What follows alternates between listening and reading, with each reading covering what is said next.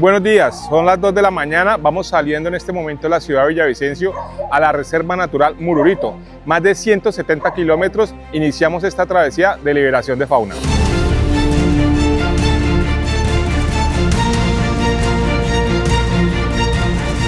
Ya son cerca de las 5 de la mañana, casi llegamos a nuestro destino, donde diferentes especies serán liberadas en su hábitat natural.